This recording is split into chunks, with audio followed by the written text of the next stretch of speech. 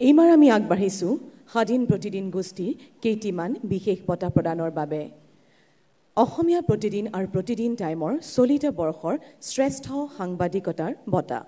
সাংবাদিকতা আৰু কাৰিকৰী শাখাৰ মুঠ 4জনকৈ বিশেষ ব্যক্তিয়ে লাভ কৰিছে এই বঁটা। অসমীয়া প্ৰতিদিন কাকতৰ পৰা এই বঁটা লাভ কৰিছে জ্যেষ্ঠ ফটো সাংবাদিক শ্ৰীযুত চিন্ময় ৰয় আৰু ডুমডুমাৰ সাংবাদিক শ্ৰীযুত মনোজ দত্তই।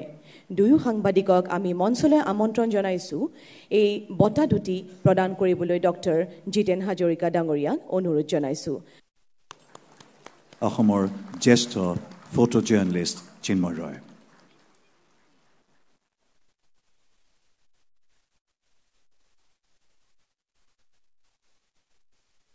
শ্ৰীযুত মনোজ দত্ত ডাঙৰীয়াক বঁটাটি গ্ৰহণ কৰিবৰ বাবে অনুৰোধ জনালোঁ।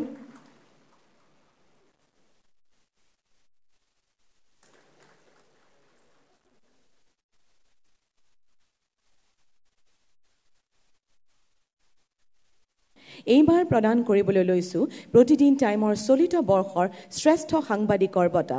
সাংবাদিকতা আৰু কাৰিকৰী শাখাত এই বঁটা লাভ কৰিছে ক্ৰমে গোলাঘাটৰ সাংবাদিক মুস্তাক হুছেইন ডাঙৰীয়া আৰু গ্ৰাফিক ডিজাইনাৰ দেৱৰাজ বৰঠাকুৰে। এয়া আমাৰ মাজত মুস্তাক হুছেইন ডাঙৰীয়া আৰু গ্ৰাফিক ডিজাইনাৰ দেৱৰাজ বৰঠাকুৰ।